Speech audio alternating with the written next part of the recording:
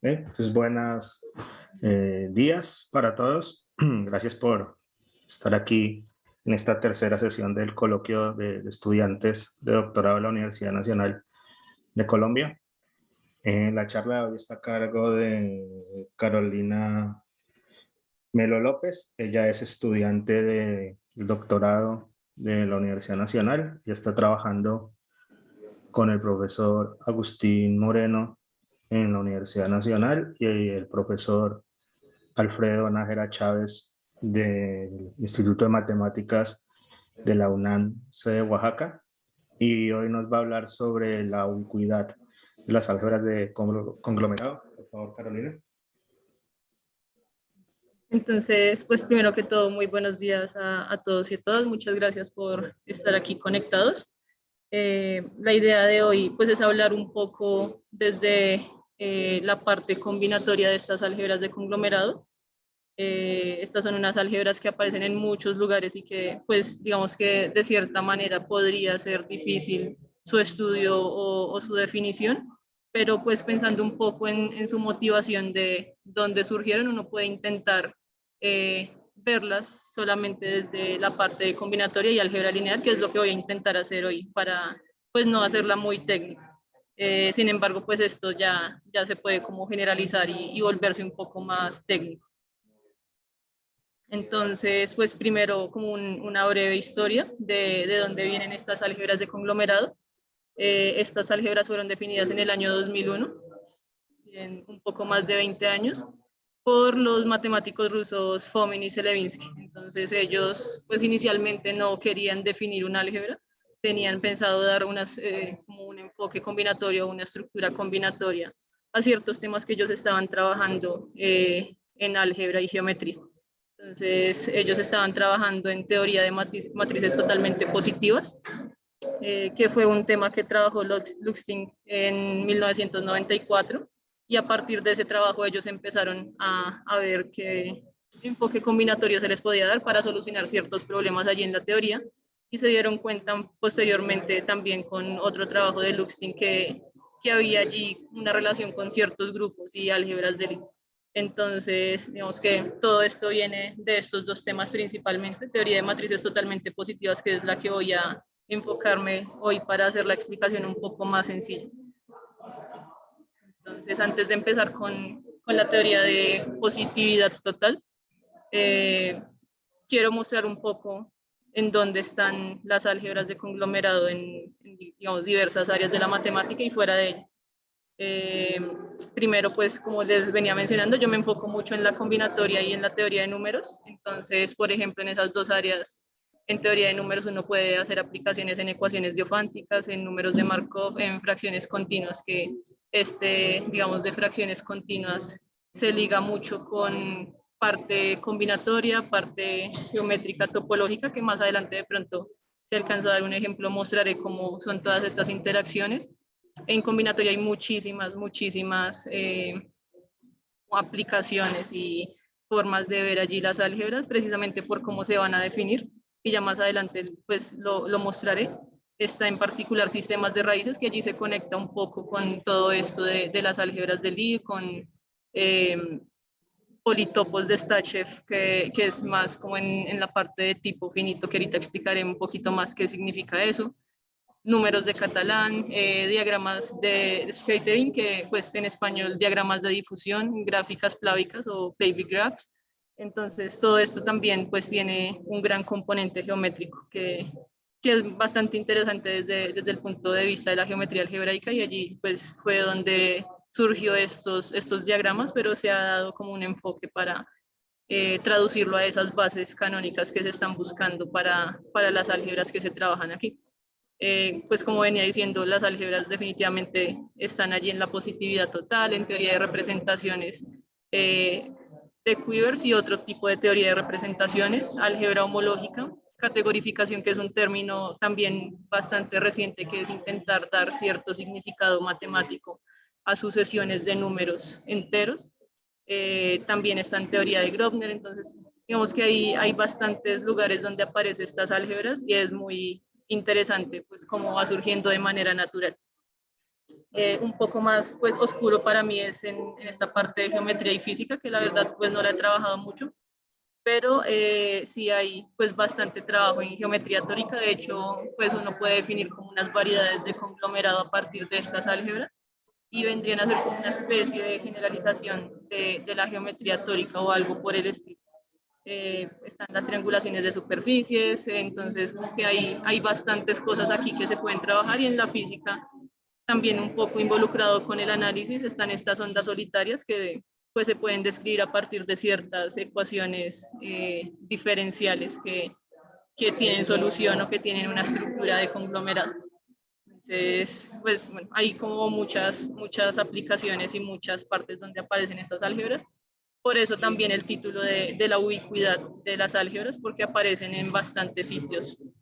Entonces, pues a lo largo de la charla iré mostrando como algunas de esas partes donde aparece, pero como les decía, un poco más desde el álgebra lineal. Entonces, pues en principio solamente conocer qué es una matriz, determinantes, cosas por el estilo, les va a ayudar a entender un poco la estructura y cómo nacieron estas álgebras.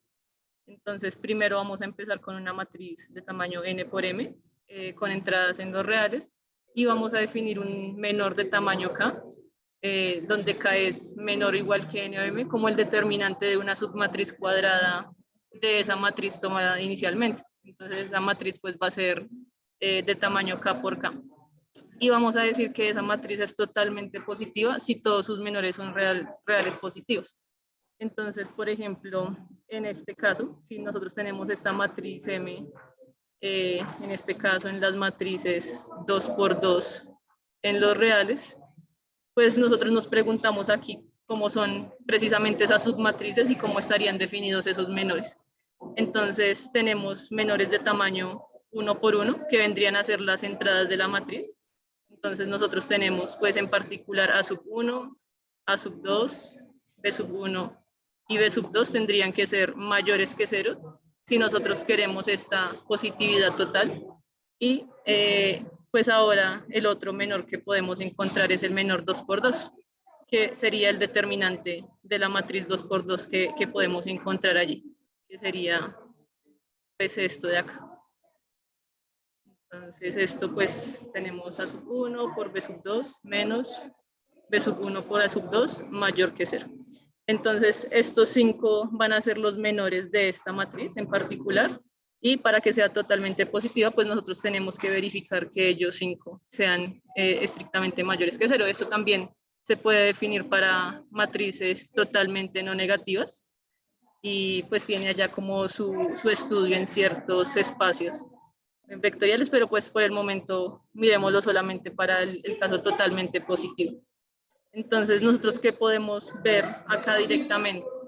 Nosotros podemos llamar como X a este elemento,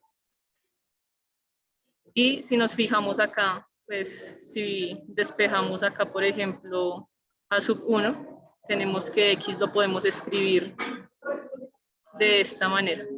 Entonces, ¿cuál es el propósito de escribirlo de esta manera? Nosotros sí conocemos que este X es positivo, como lo tenemos acá definido. Si sabemos que B sub 1, A sub 2 y B sub 2 son positivos, ya esto nos implica que este en particular A sub 1 también va a ser positivo. Entonces, ¿cuál es la idea de toda esta parte de la positividad total? Encontrar una manera efectiva de ver si una matriz es totalmente positiva. Entonces, pues obviamente yo podría contar todos y sacar todos los determinantes y ver si cada uno es mayor que 0, pero eso se vuelve un poco tedioso cuando ya yo cojo matrices mucho más grandes. Entonces, ese es como como la primer meta de este problema, y es calcular de manera efectiva si una matriz es totalmente positiva o no. Y bueno, digamos que también pues más adelante vamos a ver que esto que vemos acá, como esta forma de escribir ciertos elementos, elementos o menores de nuestra matriz, va a estar relacionado también con la forma en que definimos ciertas relaciones algebraicas en nuestra álgebra. Entonces vamos a pensar primero cómo hacer efectivo cierto cálculo, y segundo que nosotros tenemos algunas relaciones algebraicas que se están cumpliendo en matrices de este estilo. Entonces, pues primero miremos por qué es importante hacer esto efectivo. Entonces, cuando nosotros tenemos una matriz de tamaño n por n, si nosotros empezamos a calcular todos los menores, pues en este caso nosotros tenemos de 1 por 1 tenemos n cuadrado, de 2 por 2 pues son todas las posibles submatrices que yo tenga en una matriz de tamaño n por n, y pues para ello yo puedo escoger dos columnas de n posibles y tengo que escoger también dos filas también de n posibles. Entonces, esto sería n combinado 2 al cuadrado, pues de 3 por 3 es la misma idea, yo tengo que escoger 3 columnas y 3 filas y eso me va a dar una submatriz de tamaño 3 por 3, entonces n combinado con 3 al cuadrado y así, como que sucesivamente uno va encontrando cuántos menores tendría de cada tamaño. Y en total, pues si uno hace esta sumatoria de k igual 1 hasta n, de los n combinados con k,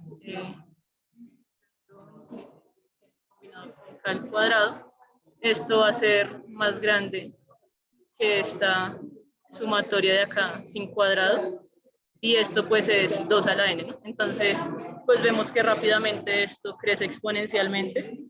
Y la idea pues es intentar reducir esto a un problema polinomial o a un problema de crecimiento polinomial. Acá pues para ver un poco más la parte combinatoria sencilla, voy a tomar el caso inicial de 2 por n. Entonces tenemos matrices de 2 filas con n columnas y aquí pues es un poco más sencillo el cálculo, ¿cierto? De 1 por 1 tenemos 2n menores y de 2 por 2 tenemos n combinado con 2 menores. Entonces, en total acá, pues tendríamos 2n más n por n menos 1 sobre 2.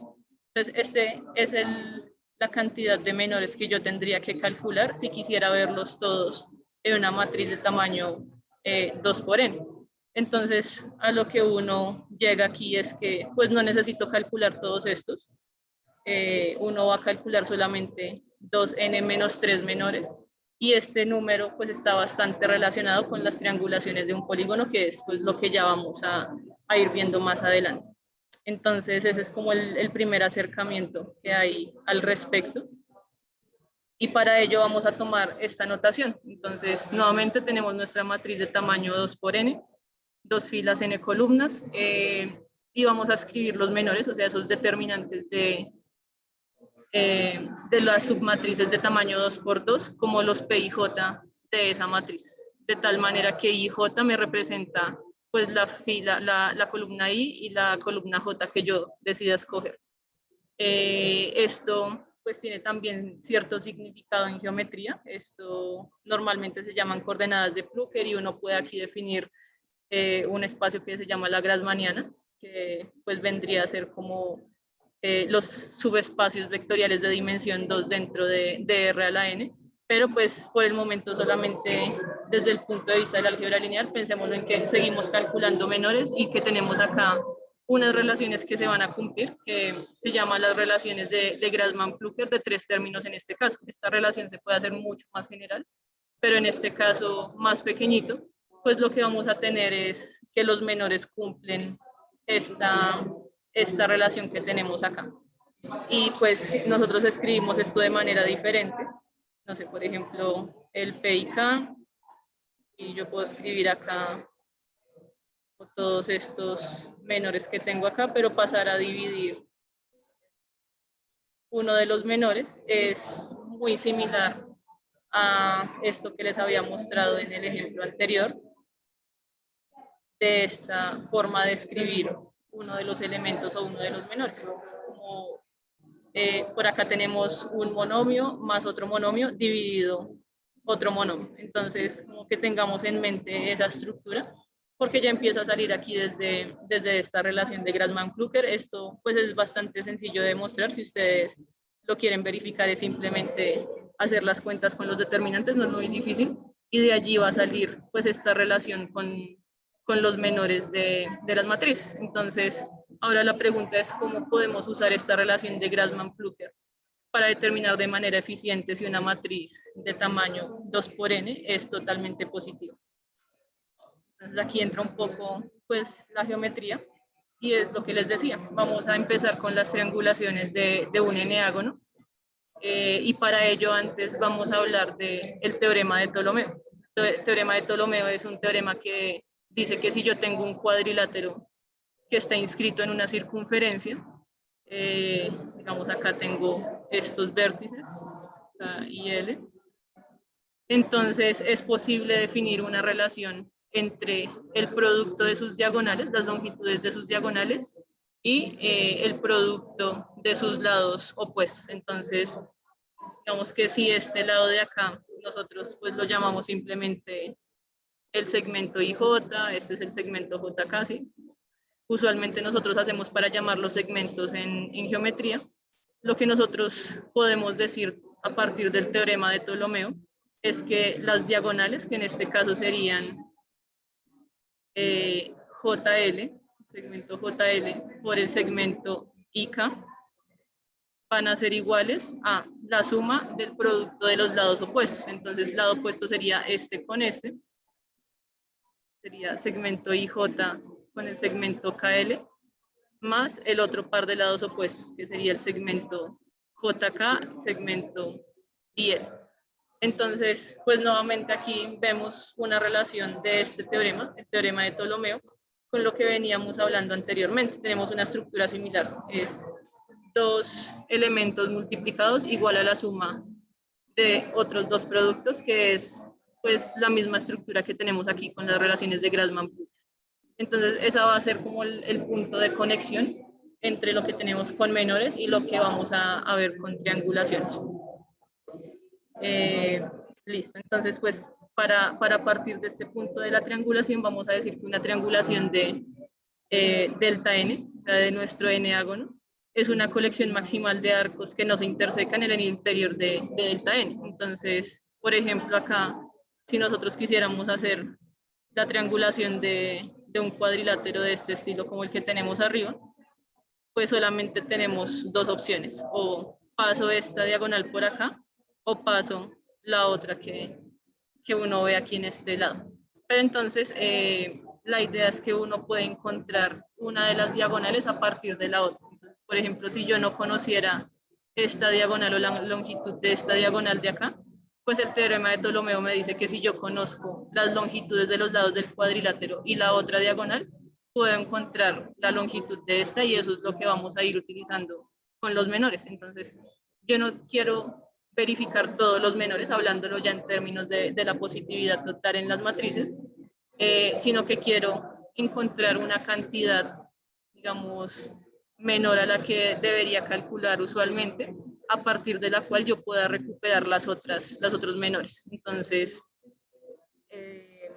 digamos que aquí uno, a partir de esto, lo que va a hacer es a este IJ, le va a asociar un menor IJ, a este segmento JK, pues le vamos a asociar el menor JK y de esa manera vamos a ir haciendo la biyección o la correspondencia que hay entre esos menores y entre estas triangulaciones.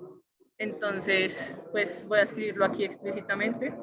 Nosotros vamos a tener una correspondencia entre los arcos en delta n, o sea, las diagonales que tenga una triangulación o que tenga un polígono, con los menores de una matriz M de tamaño 2 por n. Entonces esa es como la conexión. Como les dije arriba, pues a un segmento IJ lo vamos a relacionar con el menor PIJ.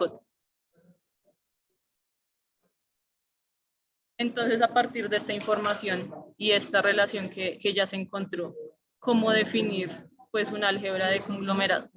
Entonces, nosotros vamos a tomar siempre una triangulación en particular que sería como una triangulación inicial, y vamos a asociarle, pues, como les decía, estos menores a cada uno de los lados de esa triangulación y a los arcos interiores. Si nosotros encontramos que los menores asociados a los arcos y lados de esta triangulación. Si esos menores son mayores que 0, entonces cualquier otro menor ya va a ser mayor que 0, y esa es, digamos, que una manera combinatoria de ver que pues que habíamos visto, como esta cantidad de menores n-1 sobre 2 se reduce ya a calcular solamente 2n-3 menores, que es la cantidad de lados y diagonales que tendría una triangulación en particular.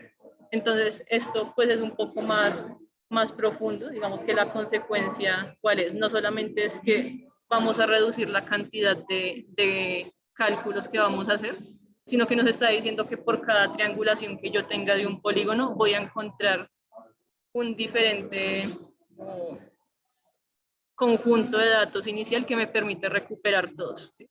Entonces aquí también está muy involucrado pues lo que es los números de Catalán. Recordemos que los números de Catalán cuentan precisamente la cantidad de triangulaciones que tiene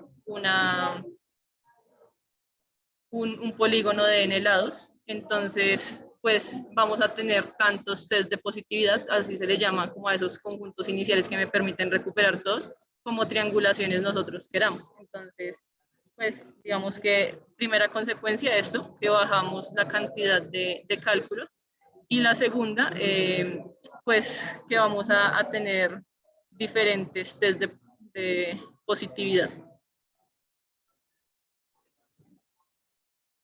De positividad. Entonces, a partir de diferentes conjuntos, nosotros vamos a poder definir si una matriz es totalmente positiva o no. Y pues ya teniendo esto, uno define un álgebra de conglomerado A sub T asociada a una triangulación precisamente como un subálgebra del campo de funciones racionales en estas entradas, digamos, o estas variables que estén relacionadas a una de la triangulación. Entonces, si no saben qué es el campo de funciones racionales, básicamente escoger polinomios o fracciones de polinomios donde tengan variables en estas cosas. Ahorita ya voy a mostrar un ejemplo más en particular, pero eso va a ser un álgebra de conglomerado. Cogemos un subálgebra de este campo de funciones racionales y las generamos por todos los menores que nosotros obtenemos de una triangulación, a ir cambiando las diagonales. Entonces, estos cambios de diagonales usualmente se le llaman flip o pues giros en español, y eso nos va a empezar a codificar ciertas relaciones de mutación, que así se llama más explícitamente en las álgebras de conglomerado. Entonces, aquí tenemos este ejemplo, que es el más pequeño en las álgebras de conglomerado. Tenemos un cuadrilátero y empezamos con esta triangulación en donde aparece el 1, 3. Entonces, pues nosotros ya sabemos que aquí a cada uno de estos le vamos a asociar un menor de cierta matriz o ciertas variables, ¿cierto? Que no conocemos. Entonces, tenemos esto, y haciendo uso del teorema de Ptolomeo, nosotros podemos cambiar esta diagonal por esta otra. Entonces, ¿qué obtenemos aquí de esto? Pues esta diagonal que no conocíamos, ya pues lo vimos anteriormente, esta diagonal P24 va a ser estas variables o estos menores multiplicados de esta manera, pues haciendo uso de esa regla combinatoria que habíamos encontrado. Y si nosotros volvemos a mutar o volvemos a hacer el giro, pues volvemos a esto. Por esto es el caso más pequeño. Entonces, en este caso solamente vamos a tener dos mutaciones, digamos una mutación hacia acá y otra que me regresa a la triangulación original. Entonces, esto pues lo podemos ver de dos maneras. Si nosotros solamente consideramos el álgebra dentro de las diagonales, que es, digamos, un enfoque que se le ha venido dando, y es que los que están afuera, debido a que nosotros no lo vamos a girar, ¿cierto? No tendría sentido girar un lado externo del polígono, pues nosotros llamamos esto como ciertos vértices congelados, y lo de adentro van a ser vértices mutables, que esto sí yo los puedo girar y obtener otra triangulación. Entonces, pues se puede hacer de dos maneras. Voy a hacerlo de la manera de pronto más sencilla, y es, pues en principio solamente considerando las que son mutables, o sea, estas que vamos a girar. Entonces el álgebra que aquí nosotros obtenemos, el álgebra AT, sería, pues primero está contenida en el campo de funciones racionales de esta P13. Si nosotros hiciéramos con todas, pues estarían cada una de estas otras 4 también allí, solo que aparecen como coeficientes. Bueno, y esto, pues digamos que está contenido en este de acá y va a estar generado de la siguiente manera. Entonces, AT sería el generado de P13 y de esta nueva que nosotros obtenemos acá, P24, que pues tiene esta forma ya un poco más elaborada. Entonces, como les decía, pues uno puede tomar todas estas variables, igual que considerarlas dentro de nuestro campo de funciones racionales y dentro del generado del subálgebra. Pero en muchas ocasiones, pues lo que se va a hacer es considerar estos lados o estos menores igual que 1 para hacer ciertos conteos un poco más sencillos que también pues están relacionados al conteo general.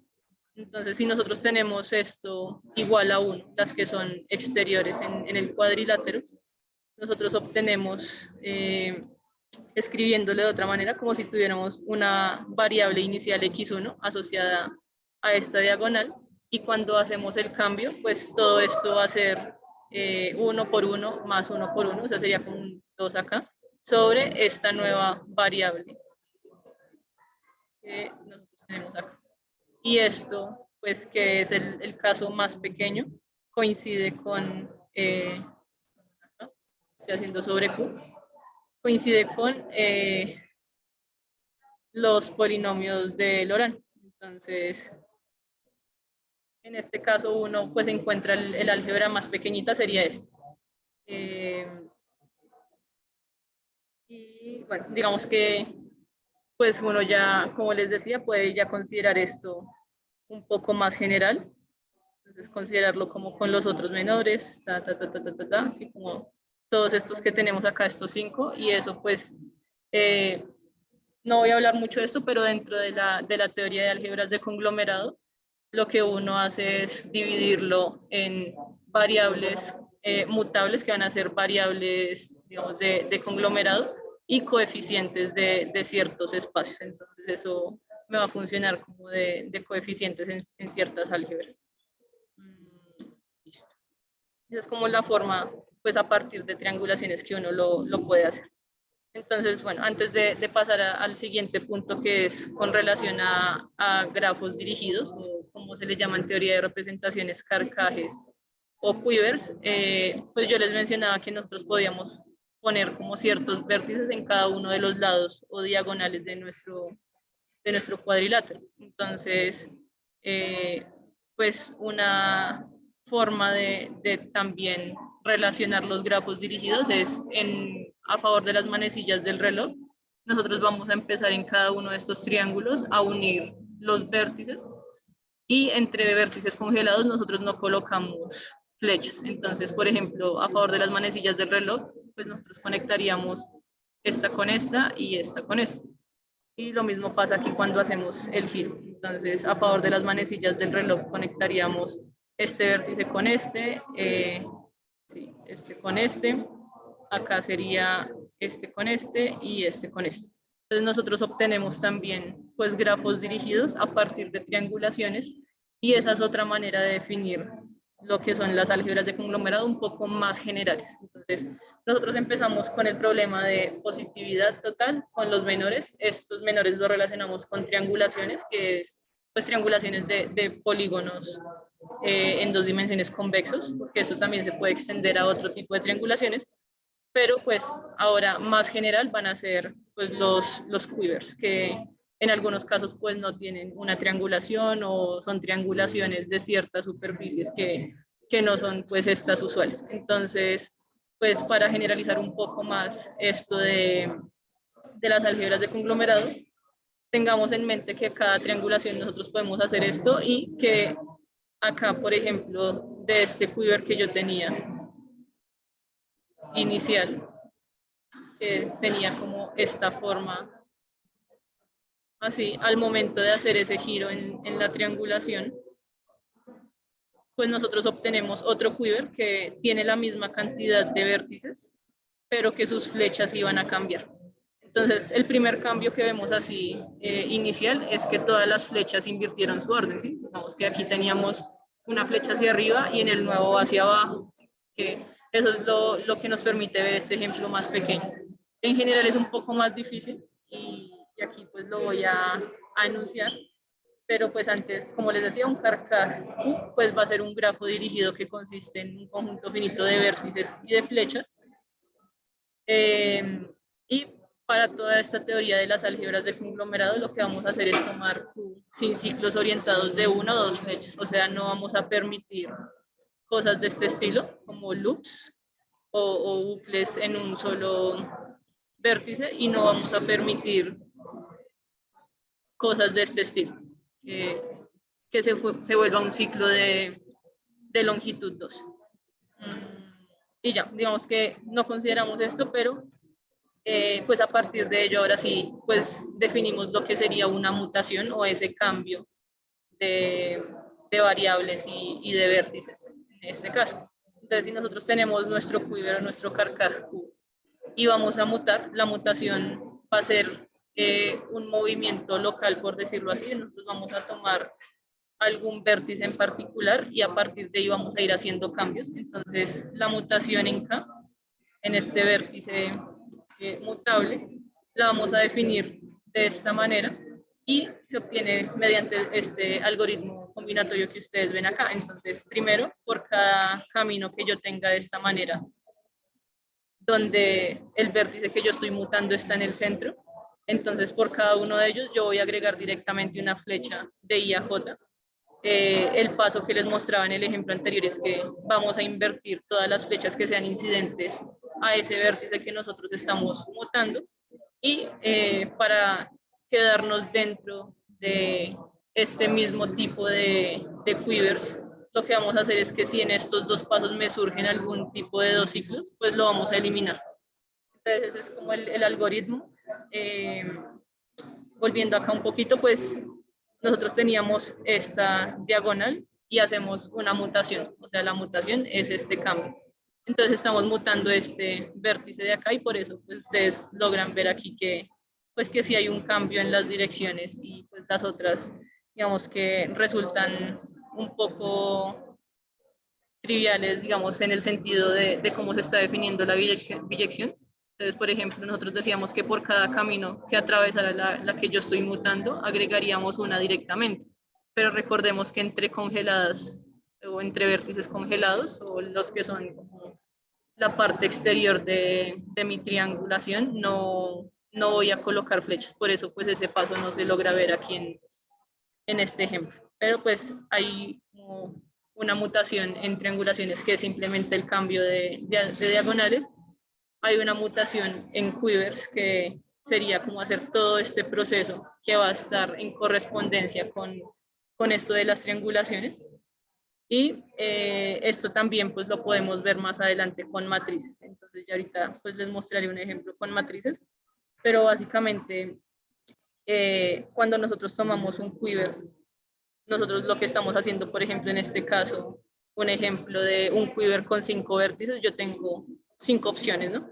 Que sería mutar en el vértice 1, 2, 3, 4, 5. Y si yo, por ejemplo, muto en el vértice 1, tengo ahora 4 opciones diferentes, y es mutar en el vértice 2, 3, 4, 5 y así. Como que infinitamente, esto es un proceso que puede ser infinito o finito. Entonces, los casos finitos son relacionados a triangulaciones precisamente. Aquí vemos una triangulación del octágono que tiene precisamente 5 diagonales, que sería como el correspondiente a los 5 vértices del quiver. Y nosotros vamos a ir mutando y tenemos solamente una cantidad finita de triangulaciones, entonces nosotros sabemos que aquí, pues en algún momento vamos a finalizar, pero eso en general no sucede. O sea, dependiendo de cómo ustedes tomen el quiver o su grafo dirigido, esto se puede hacer infinito. Entonces, este es como uno de los problemas también de la teoría, y es que muy rápidamente se puede volver poco manejable. Pues es muy sencillo, digamos, la fórmula de mutación, pero si es infinito, pues es un poco difícil ya como definir esos elementos que me van a generar el álgebra. Entonces ahora sí vamos a hablar un poco ya más en general, por fin llegar a la definición formal de álgebra de conglomerado, y para ello vamos a hablar del concepto de semilla. Entonces, pues coloqué este diagrama de acá precisamente para hablar de la semilla, porque esto pues es un árbol, ¿no? En términos como de la combinatoria, es el árbol TN, que es un árbol que siempre cualquier vértice que ustedes tienen va a tener 5 aristas conectadas, y la semilla precisamente va a ser ese dato inicial de donde nace mi árbol, como para pensar por qué le llamaron semilla. Entonces yo parto de acá, de unos datos iniciales, y empiezo a mutar y encuentro todo esto a partir solamente de digamos, este conjunto de datos que escogí. Entonces ya, pues a nivel algebraico, mi semilla va a ser 2 cosas. Va a ser un conjunto de variables que usualmente se cogen algebraicamente independientes para generar como un campo base en todo esto de las álgebras, y un quiver. Entonces, esto del quiver lo podemos cambiar por una triangulación, o lo podemos cambiar por matrices antisimétricas o antisimetrizables, que ya les hablaré de pronto un poquito más adelante de eso. Pero pues básicamente es información algebraica, unas variables y una información combinatoria. Entonces esa va a ser mi semilla, y esto pues es lo que nosotros llamamos un conglomerado. Entonces el conglomerado inicial van a ser esas n semillas donde yo le estoy asociando una variable a cada uno de los vértices del quiver, y pues mi carcaj me va a decir cómo va a ser las mutaciones o cómo van a estar esas relaciones allí en el álgebra. Entonces, dada pues una semilla y un vértice, ya pues definimos la mutación en dirección K de esa semilla, como pues primero la mutación del quiver que ya les mostré, de los 3 pasos del algoritmo, y la mutación del conglomerado, que básicamente es, yo cojo la variable xk, la quito y meto otra variable que me cumpla, que sigue siendo algebraicamente independiente. Y esa variable va a ser definida de esta manera. Entonces, simplemente voy cambiando una variable cada vez que hago una mutación. Entonces, pues miren que acá esto pues se ve un poco raro, ¿cierto? Como la definición, pero pues no es nada más que ese teorema de Ptolomeo generalizado, porque estamos cogiendo el producto de aquellas variables que cumplen que su subíndice son flechas que salen hacia acá, hacia el vértice que estoy mutando, o el producto de aquellos índices que pues tienen alguna flecha que llega del vértice que estoy mutando. Entonces nuevamente me voy a devolver un poquito acá a este ejemplo que les estaba mostrando. Si nosotros volvemos a ver aquí lo del teorema de Ptolomeo, vemos que estas dos, que eran como lados opuestos que nosotros multiplicábamos, están teniendo algo en común, y es que las dos tienen flechas que llegan a este vértice que yo muté. Y si yo cojo estas de acá, pues esta asignación de hacer como a favor de las manecillas del reloj, lo que hace es que también pues las flechas estén saliendo. Entonces por eso es una generalización de este hecho del teorema de Ptolomeo.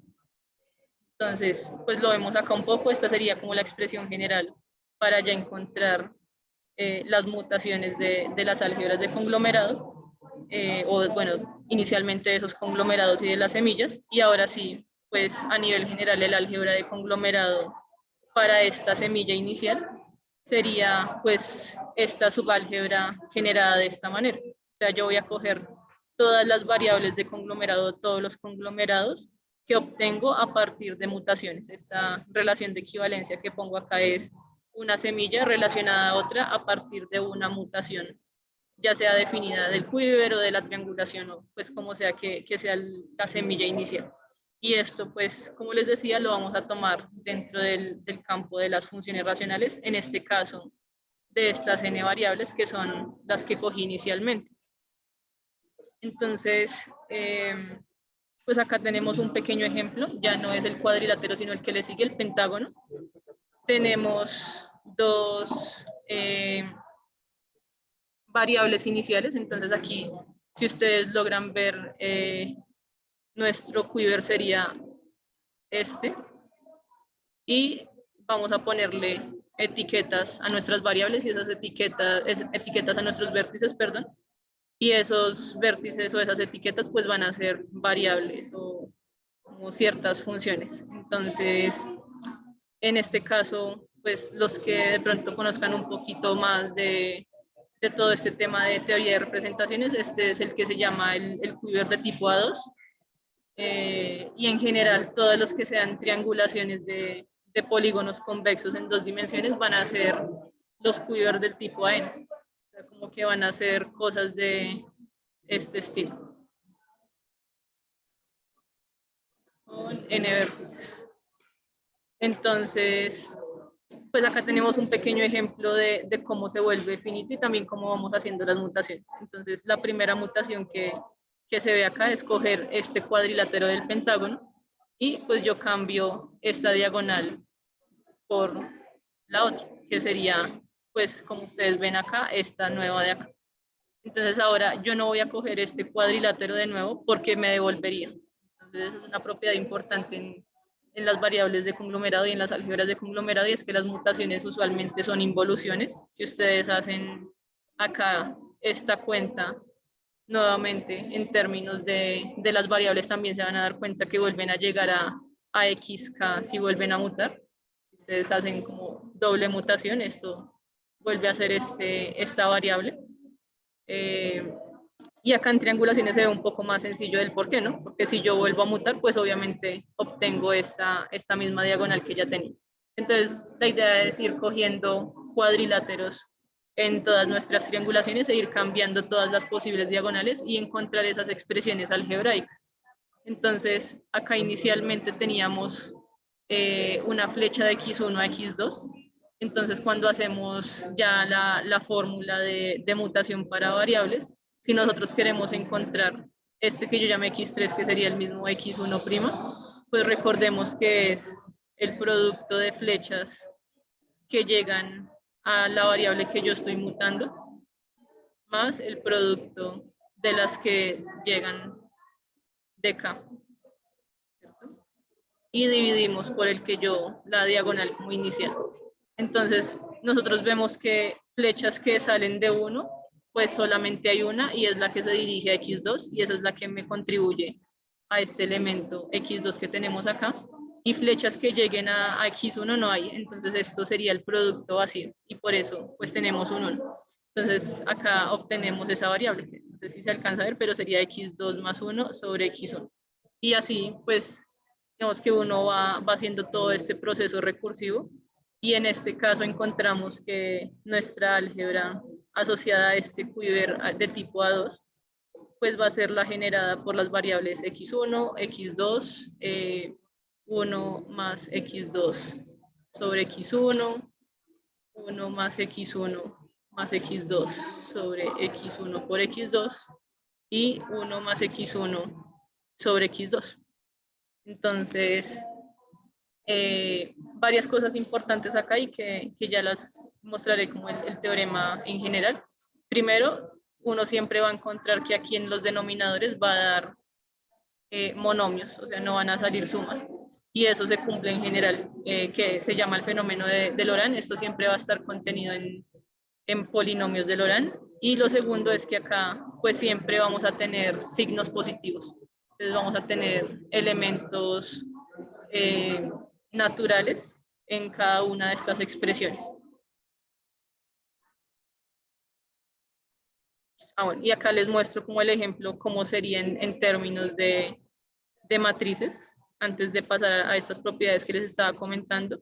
Y básicamente esto se hace pensando en las matrices de adyacencia de nuestros quivers, que pues si nosotros tenemos este que es el caso anterior, de 1 a 2, uno piensa en una matriz de tal manera que yo voy a contar la cantidad de flechas que yo tengo. Entonces, de 1 a 1, pues no tengo flechas. De 1 a 2 tengo una. De 2 a 1 tengo una, pero en dirección opuesta. Y de 2 a 2 no tengo. Entonces, básicamente de esa manera, como uno logra hacer al menos la parte superior de estas matrices. La parte inferior ya tiene que ver con otros temas en estas álgebras de conglomerado que permiten definir ciertas variedades, pero Digamos que en general van a ser matrices en donde su parte superior son antisimétricas, que es como la que ven acá, o antisimetrizables, que es como algún número multiplicado acá por esto. Podría ser como una y un B y no necesariamente ser el mismo, pero sí tener signo opuesto. Y este sería, pues el tema de las matrices antisimetrizables sería una generalización aún más de los quivers, ¿no?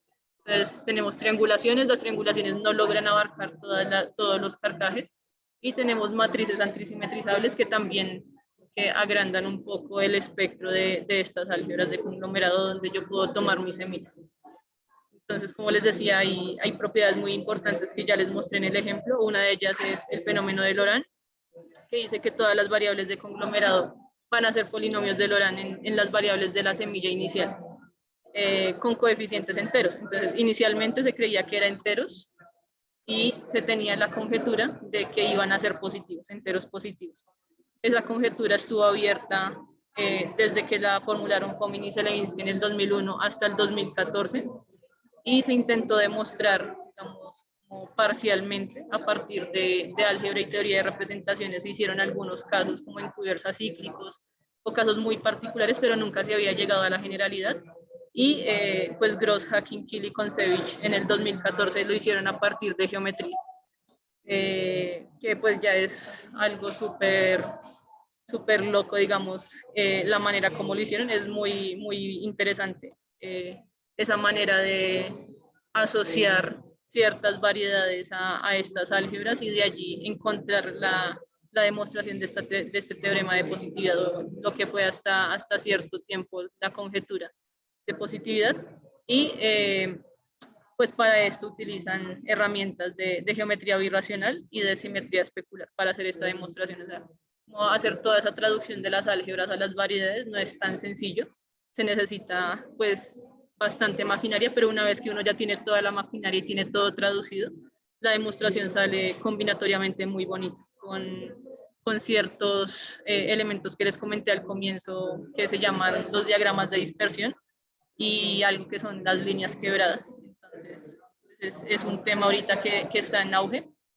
Esto de las líneas quebradas, de pronto les comento más al final ya de esto, pero bueno, otro caso importante pues es la clasificación de esto que les decía, que las álgebras podrían ser infinitas en términos de la cantidad de mutaciones que yo hago. Sin embargo, pues ya se sabe en qué casos es finito, en qué casos yo termino de hacer mutaciones, y esos casos son aquellas que están relacionados a los diagramas de Dynkin de tipo A, D y E. Entonces, de nuevo, como les comento, si están relacionados con teoría de representaciones o con álgebras de Lie, estos diagramas de Dynkin son pues bastante especiales porque aparecen en muchas clasificaciones de tipo finito de varias cosas. Entonces, si ustedes están trabajando representaciones de carcajes, aparece en la clasificación de tipo finito de pues la cantidad de indescomponibles que tendría una álgebra pues asociada a estos quivers o están asociados como a ciertos sistemas de raíces que están allí. Entonces, pues bastantes especiales estos diagramas y una vez que ya se encontró que aparecieron en la teoría de álgebras de conglomerado, pues también se encontraron muchas relaciones con estas teorías. Entonces, pues me voy a volver un poquito para mostrarles solamente una y es estos denominadores que nosotros tenemos acá ayudan a encontrar de una u otra manera los generadores en los sistemas de raíces. Entonces acá es como si tuviera un x a la x1 a la menos 1. Entonces yo le podría asociar como el vector menos 1, 0. Este le podría asociar como el vector 0, menos 1. Este sería un vector 1, 0. Este sería 1, 1. Y este sería el 0, 1. Entonces, cuando uno coloca esto de manera combinatoria en el plano cartesiano, pues se da cuenta que encuentra relaciones con todo esto de los sistemas de raíces, encuentra relaciones con ciertos abanicos y conos ya hablando desde la parte politopal y desde la parte combinatoria geométrica.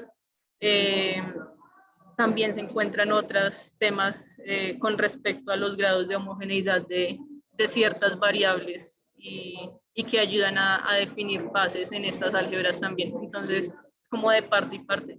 Ciertas cosas en las álgebras permiten estudiar bases de algunas álgebras, pero también viceversa. Algunas conexiones permiten estudiar de mejor manera cómo se están comportando estas álgebras definidas de manera combinatoria. Y bueno, digamos que ya para ir finalizando, como les venía mencionando, una de las aplicaciones o algo de lo que se está trabajando mucho es en todo esto de tipo finito. Nosotros ya sabemos que en tipo finito pues vamos a tener una cantidad finita de mutaciones y la manera como nosotros disponemos estas triangulaciones o esos queers nos permite encontrar ciertos politopos. En el caso de AN encontramos los politopos de Stashev, que pues son los que mencioné al inicio, y eso tiene pues bastantes implicaciones también en esto de los sistemas de raíces o pues relaciones con las variables de conglomerado. Las caras de estos complejos de conglomerado resultan ser conglomerados o resultan ser las variables, entonces uno también puede estudiar todas estas variables, digamos que de manera combinatoria, como las caras o como los vértices de ciertos politopos. Esa es como una de las cosas que se ha estado trabajando y que se trabaja bastante. Otra, pues como les decía, no necesariamente nosotros tenemos que tomar triangulaciones de polígonos convexos. Si nosotros tomamos, por ejemplo, el toro y hacemos dos cortes, este corte que ustedes ven en rojo y este corte que se ve aquí en azul, entonces nosotros podemos definir este cuadrilátero, donde pues este va a estar relacionado con este y el azul va a estar también identificado con este. Entonces nosotros si hacemos aquí una triangulación, pues la podemos hacer de esta manera. Aquí pues en el toro se vería como que hace algo así, y vuelve acá como al punto. Entonces esto, cuando nosotros agregamos nuevamente como nuestra forma de agregar vértices y flechas a favor de las manecillas del reloj, pues va a haber algo diferente con los casos anteriores, y es que este vértice que ustedes ven acá en la línea roja, pues es exactamente este mismo. Entonces, cuando nosotros ya ponemos este carcaj de mejor manera, lo que estamos viendo es que llegan dos flechas a cada uno de los vértices y sale un carcaj de este estilo que pues una de las grandes aplicaciones es que si nosotros empezamos a calcular aquí las mutaciones, esto está relacionado con algo que se llaman los números de Markov.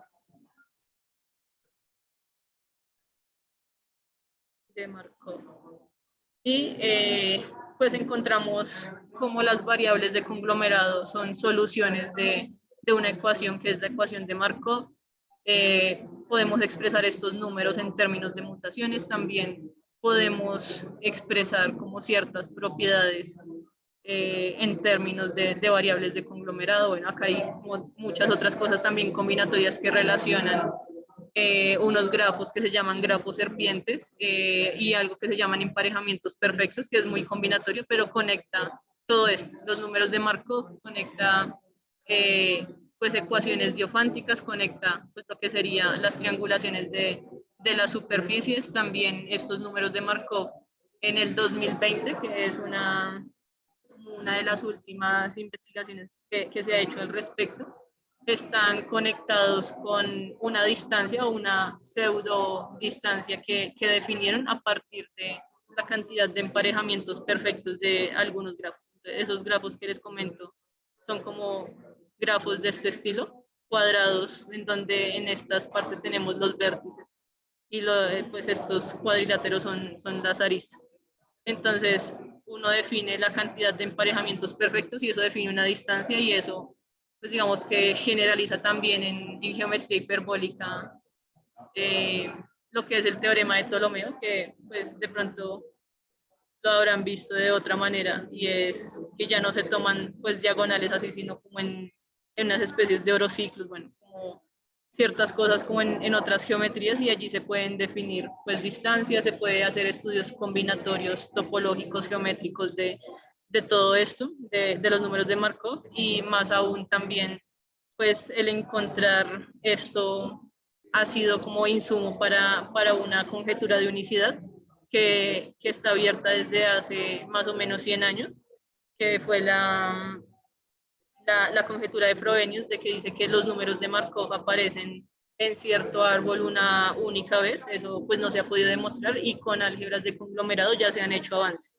al menos como que por ciertas líneas o ciertas familias de números de Markov ya se ha podido demostrar que sí se cumple como esa unicidad. Hay un crecimiento estricto allí de los números de Markov. Entonces, este es un tema también que está ahorita mucho en boom. Desde el 2020 salió, y trabajan pues bastante en esto algunas personas, que ya les voy a mostrar aquí en las referencias. Entonces, pues para este último tema del teorema de Markov y la conjetura de unicidad de Frobenius, este libro es muy bueno. Allí también pues explican un poquito más por qué es importante esta conjetura de unicidad y cómo se relaciona esto con aproximaciones por medio de números racionales a números reales y racionales, y cómo pues esto podría ayudar a mejorar esas aproximaciones que se están haciendo, como esta unicidad de esos números, o sea, como la parte de teoría de números, también como ayuda a esa parte analítica, y un poco como en ese mismo orden está estos dos artículos que ustedes ven aquí, principalmente de Ralph Schiffler, que trabaja bastante en esto de teoría de números, que son como las fracciones continuas, los números de Markov, superficies y triangulaciones de superficies, los grafos serpientes que les comentaba. Entonces todo esto es un mundo completamente para relacionar álgebra con teoría de números y geometría. Otro, digamos, referencia súper importante, pues obviamente Fomin y Selevinsky, que fueron los que en el 2001 definieron estas álgebras, y allí pues empezaron a trabajar este teorema o este problema de la positividad.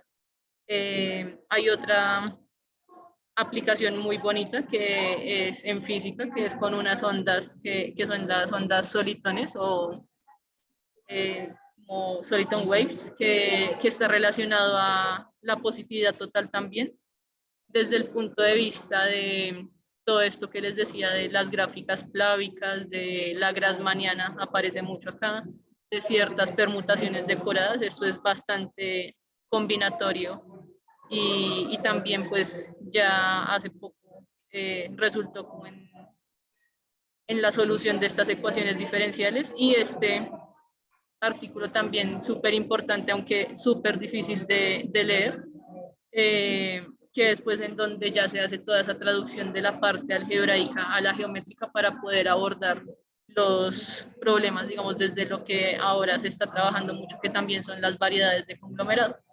Entonces, pues digamos que a grandes rasgos esto es lo que quería mostrar hoy. Es muchísimo tema y yo sé que queda como mucho por fuera, queda bastante superficial, pero pues al menos es un poco de dónde nacieron estas álgebras y qué se está haciendo ahorita últimamente en temas de investigación.